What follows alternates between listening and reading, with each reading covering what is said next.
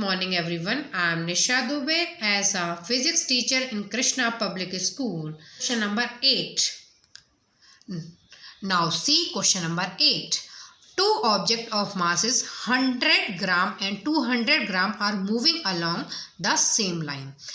दो ऑब्जेक्ट हैं जिनके मास कितने हैं 100 ग्राम और 200 ग्राम, वो सेम लाइन के अलोंग क्या कर रहे हैं, मूव कर रहे हैं। जैसे मैंने सपोज कर लिया ये दो ऑब्जेक्ट हैं, वो दोनों एक ही लाइन पे मूव कर रहे हैं, स्ट्रेट लाइन पे, ठीक। And direction with velocities of 2 metre per second और 1 मीटर पर सेकेंड। जो 2 metre per second and 1 metre per second, जो इसमें दोनों ऑब्जेक्ट की क्या दे रखी है, वेलोसिटीज दे रखी है, वो 2 मीटर पर। यहाँ पर क्या है, जो 100 ग्राम है जो फर्स्ट दे रखा है उसकी क्या होगी, वेलोसिटी 2 मीटर पर सेकेंड होगी। जो सेकेंड वाला है उसकी सेकेंड वाली होगी 1 मीटर पर सेकेंड। ये रिस्पेक्टिवली का मीनिंग यही होता है कि फर्स्ट वाले की फर्स्ट और सेकेंड वाले की सेकेंड। जो फर्स्ट वाला दे रखा है उसकी 100 ग्राम है हमारा, उसकी वेलोसिटी क्या होगी 2 मीटर पर सेकेंड। और जो सेकेंड वाला है उसकी कितना दे रखा है, 200 ग्राम दे रखा है मास, और वेलोसिटी क्या होगी 1 metre per second. They collide and after collision, ये दोनों क्या होंगे, कोलाइड करेंगे। After collision the first object move at the velocity of 1.67 metre per second. जो हमारा पहला ऑब्जेक्ट है वो इस वेलोसिटी से मूव करने लगेगा। Determine the velocity of the second object, और हमें अपने सेकेंड ऑब्जेक्ट की क्या करनी है, वेलोसिटी को फाइंड आउट करना है, डिटरमाइन करना है।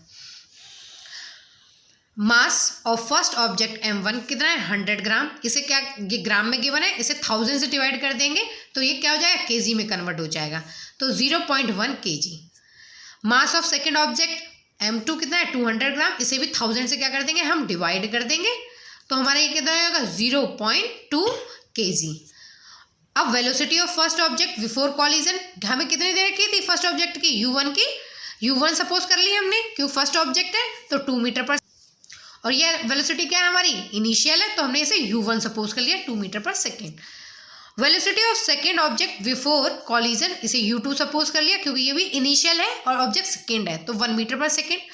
Velocity of first object after collision, अब ये क्या हो गया, आफ्टर कॉलिजन है तो हमने ये क्या है, इसकी फाइनल वेलोसिटी, उसकी वैल्यू हमें कितने गिवन है 1.6 मीटर पर सेकेंड।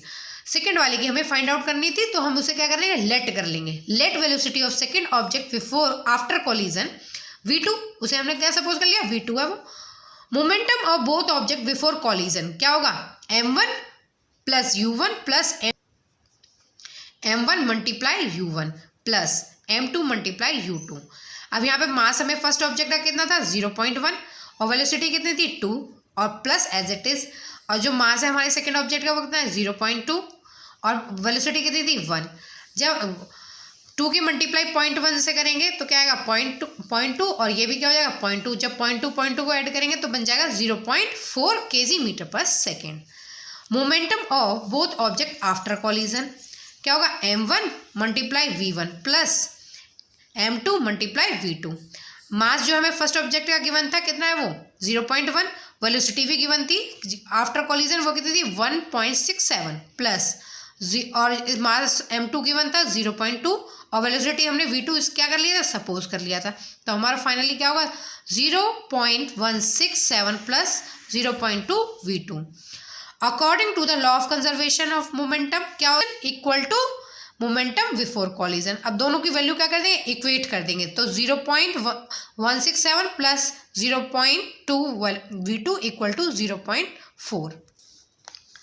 अब 0.24 वेलोसिटी v है ये हमारी, तो इसमें से क्या करेंगे 0.4 में से सब्ट्रैक्ट कर देंगे 0.167 को। जब हम इसे सब्ट्रैक्ट करेंगे तो हमारी वैल्यू क्या आएगी 0.233।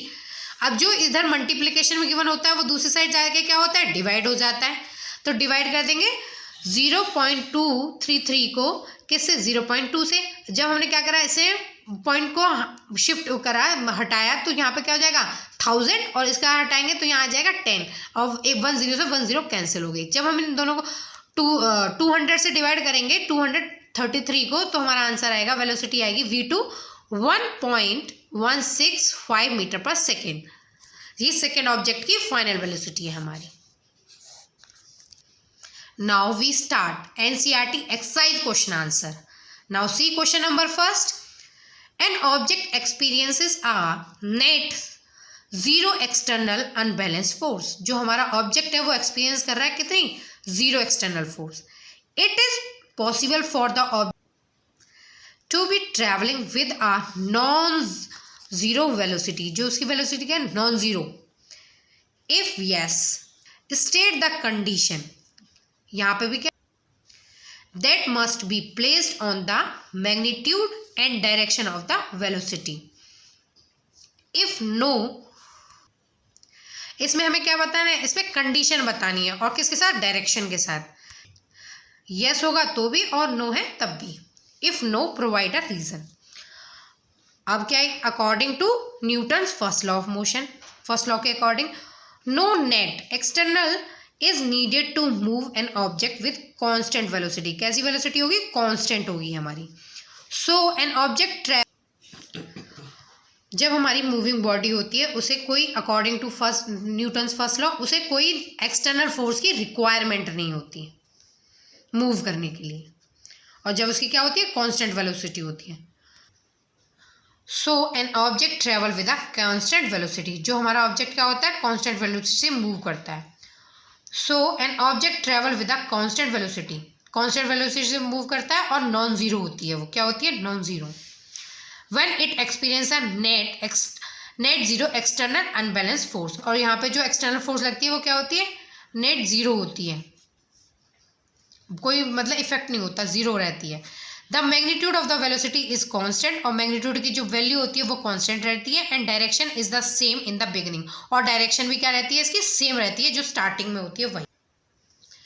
एन ऑब्जेक्ट में also not move at all if it experience a net zero external force.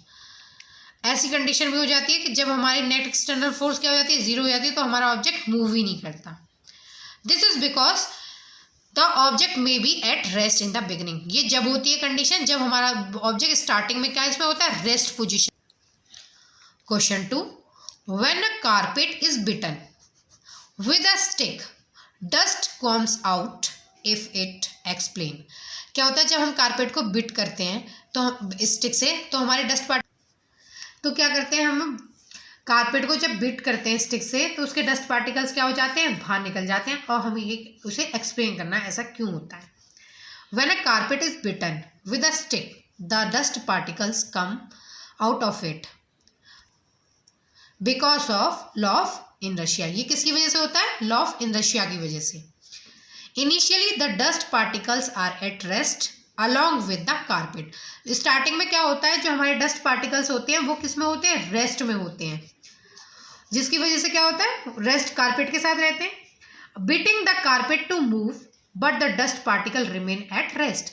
जब हम उसे मारना शुरू करते हैं तो कारपेट क्या कर देती है, मूव करना शुरू कर देती है, और डस्ट पार्टिकल क्या रहते हैं, remain at rest. Due to inertia at rest, किसकी वजह से होता है, ड्यू टू इनर्शिया के और रेस्ट की वजह से होता है. Hence the dust get detached from the carpet, और इसी की वजह से जो डस्ट पार्टिकल होते हैं बाहर निकल जाते हैं, क्योंकि वो अपनी पोजीशन चेंज नहीं करते, रेस्ट के रेस्ट में ही रहते हैं. C question number 3, why is it advise to tie any luggage kept on the roof of a bus with a rope.